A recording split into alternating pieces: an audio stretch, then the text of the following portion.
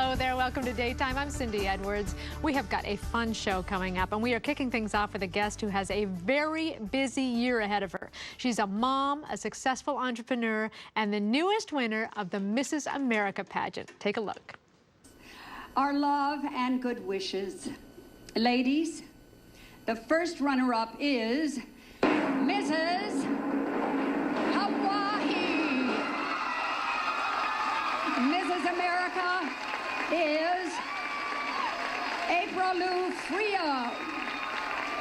Mrs. Florida.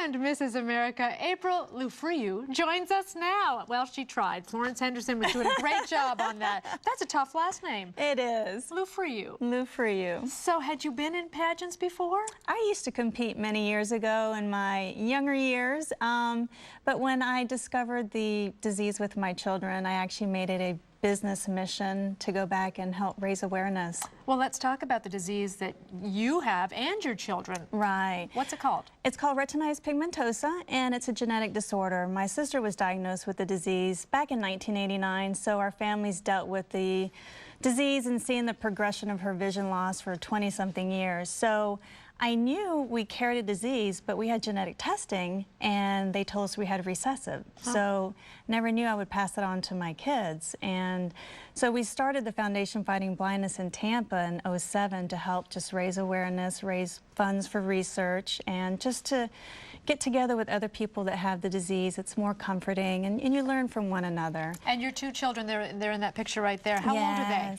Well, right now my son is 12 and my daughter is 8, and that's when I won the Florida title in February, and I swear he's grown maybe 6 inches since then. And is there any way to combat the disease or to manage it? Well, right now, no, there aren't any cures. They have remedies like vitamin A and the fish oil and things like that, but they're working on a lot of strides for gene therapy and stem cells, and that's what keeps me going, because back in 2007 there's another form of retinitis pigmentosa called Leber's congenital amaurosis. I know, it's a big word. It is a big word. It's RP, but you're born with it and you actually are born blind. Oh, and no. They took a study of 10 people, and out of the 10 people, one boy was 10, Corey Hawes, and the gene therapy worked for him. He put down his white cane and he was able to play baseball. That's incredible. So something as powerful as that just really keeps me going, because I know they'll slowly make it to our gene. Well, as Mrs. America, you certainly have an audience now that you can tell all about this to and raise awareness. Let's talk about the pageant itself. How much is it like the Miss America pageant? It's just like it. It is, but I have to say the married women there are just superb. If you think about it, and I hate to do the comparison, but you're married and you're accomplished, you have a career, you have a husband, not everyone had children, but they're very accomplished, talented women, versus I competed in the Miss pageants, and they're going to school and they're single and they're trying to discover who they're going to be. Right. So the women that compete are very powerful. Big difference here. Big difference. And you still had to do the swimsuit competition, huh? The Mrs. America.